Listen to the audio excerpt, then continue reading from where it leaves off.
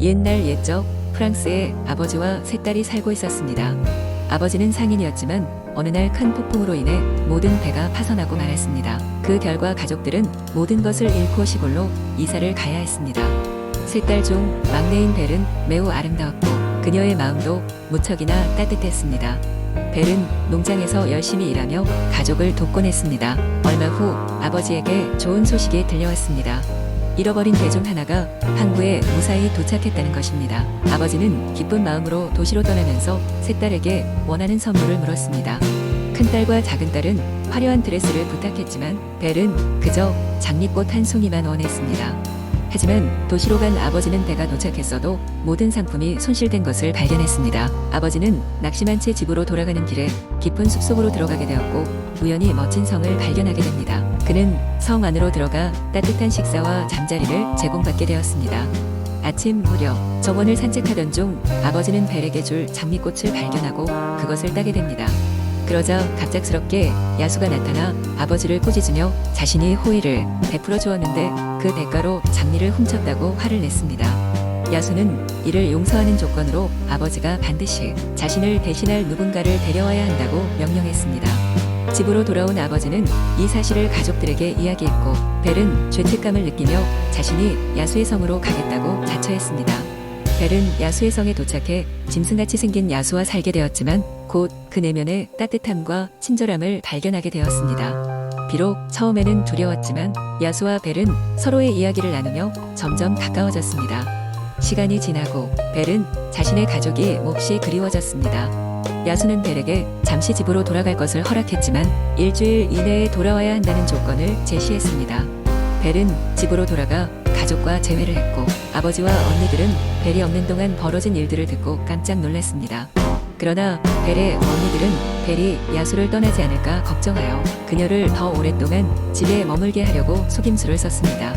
벨은 야수에게 돌아가는 것을 주저했지만 결국 성으로 돌아갔습니다. 그러나 너무 늦었음을 깨달았을 때 야수는 이미 죽어가는 상태였습니다. 벨은 그의 곁에서 눈물을 흘리며 자신의 진정한 감정을 고백했습니다.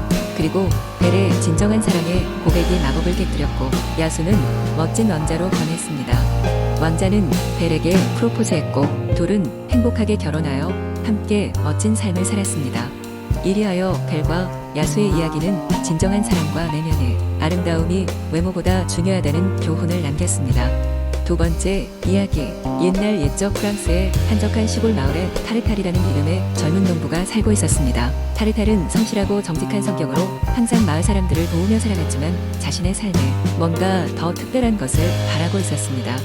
어느 날 타르탈은 장작을 구하러 숲속 깊은 곳으로 들어갔습니다.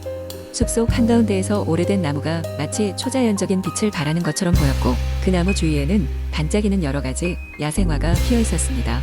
호기심 많은 타르탈은 가까이 다가가 나무를 살펴보기 시작했습니다. 갑자기 나무의 근처에서 부드러운 속삭임이 들려왔습니다. 이 정원에 발을 들인 자여, 너는 마법의 정원에 초대되었노라. 놀란 타르탈은 주위를 살폈지만 사람의 모습은 보이지 않았습니다. 그러자 금빛의 작은 요정이 그 앞에 나타나 말을 이었습니다. 나는 이 마법의 정원의 수호자, 요정 멜로디라고 하네. 이곳은 오직 진실한 마음을 가진 이들만이 발견할 수 있는 곳이지. 멜로디는 타르탈에게 마법의 정원의 비밀을 알려주었습니다. 이 정원에서는 어떤 작물이든 심기만 하면 순식간에 자라고 열매는 세상의 모든 병을 낫게 하며 먹는 이를 힘과 지혜로 가득 채운다고 했습니다. 그러나 멜로디는 경고했습니다. 이 정원의 혜택은 오직 타인을 위한 선행과 자신의 마음을 바르게 할 때만 얻을 수 있단다. 탐욕으로 가득 찬 마음은 이곳에서 어떤 것도 얻을 수 없지. 타르탈은 이 신비로운 기회를 적절히 활용하기로 결심했습니다. 그는 우선 마을로 돌아가 이 사실을 알리고 싶었지만 멜로디는 그에게 정원을 보존하기 위해 이 비밀을 마을 사람들과는 공유하지 말라고 부탁했습니다.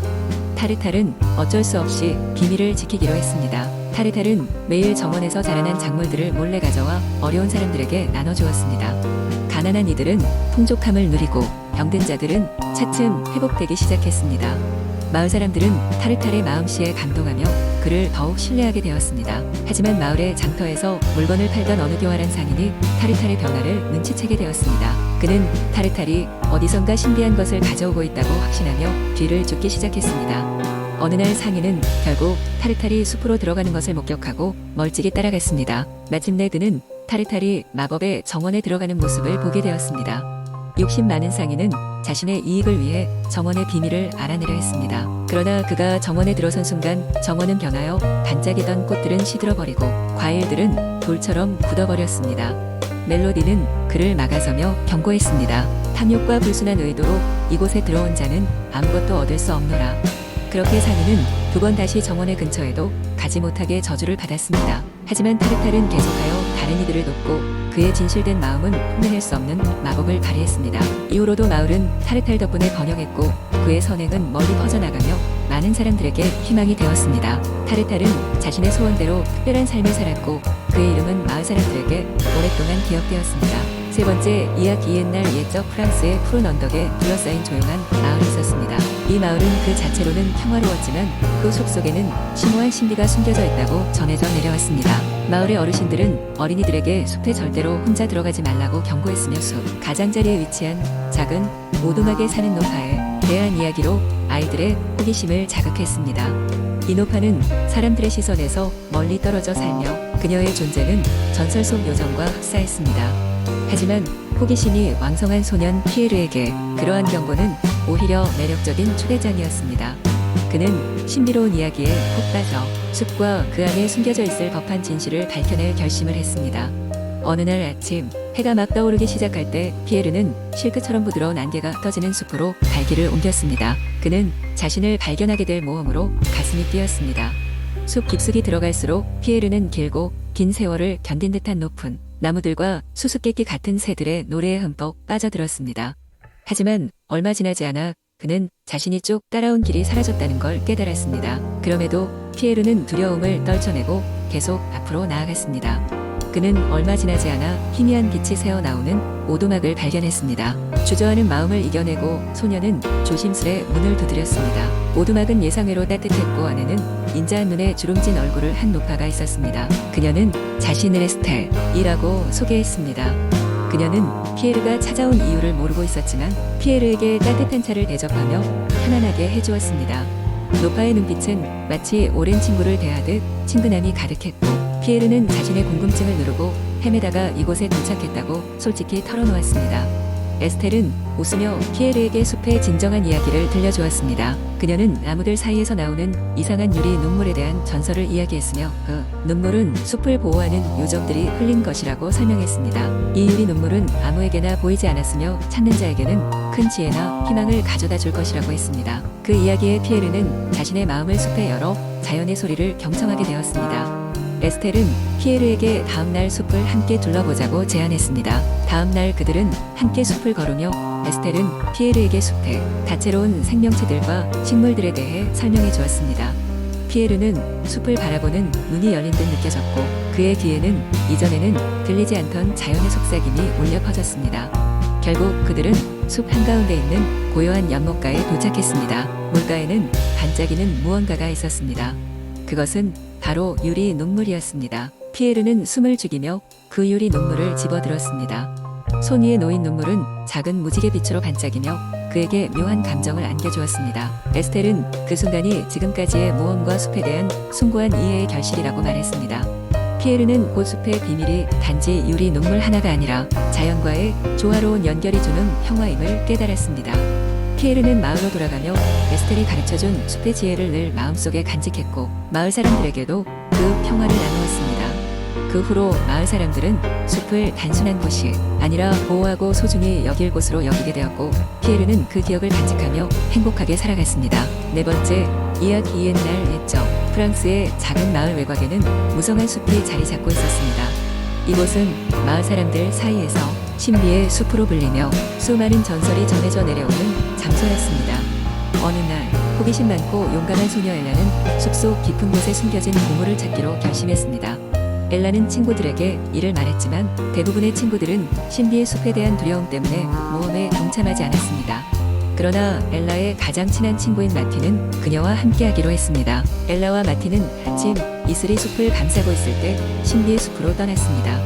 숲에 들어서자마자 마치 살아있는 것처럼 느껴지는 나무들, 아름다운 새들의 노랫소리 그리고 이상한 빛을 발산하는 꽃들이 그들의 호기심을 자극했습니다. 두 친구는 숲속 깊숙이 들어가면서 점점 길을 잃게 되었고 해가 점점 기울면서 길 끝에 다다랐습니다. 그런데 어두워진 숲속에서 엘라와 마틴은 커다란 늑대를 마주하게 되었습니다. 두려움에 사로잡힌 엘라는 걸음을 멈추고 마틴은 뒤로 한 발 물러섰습니다. 그러나 이 늑대는 단순히 동물이 아닌 예전 전설 속에 등장하던 사람의 말을 할 줄 아는 마법의 늑대였습니다. 늑대는 두려워하지 말라고 이야기하며 자신이 이곳의 숲을 지키는 수호자라고 소개했습니다. 늑대는 엘라와 마틴의 모험을 도와주고 싶다며 위험한 구간을 안내해 주겠다고 했습니다. 늑대와 함께하며 엘라와 마틴은 많은 것을 배웠습니다. 숲속에는 힘들게 살아가는 동물 친구들이 있었고 그들은 자연과 조화를 이루며 살아가는 법을 가르쳐 주었습니다. 또한 과거의 마법사들이 남긴 흔적들을 발견하면서 그 속에 담긴 이야기를 들을 수 있었습니다. 느리지만 꾸준히 숲을 지나 보물을 찾던 중 두 친구는 모든 보물이 결국에는 그들이 숲속에서 경험한 우정과 모험 그리고 새로운 배움들이라는 것을 깨달았습니다. 결국 엘라와 마틴은 마을로 돌아오게 되었고 신비의 숲의 전설은 저 멀리 전해지게 되었습니다. 이제 그들은 마을에서 제일 용감하고 지혜로운 아이들로 불리며 많은 사람들에게 신비의 숲 이야기를 들려주며 교훈을 나눴습니다.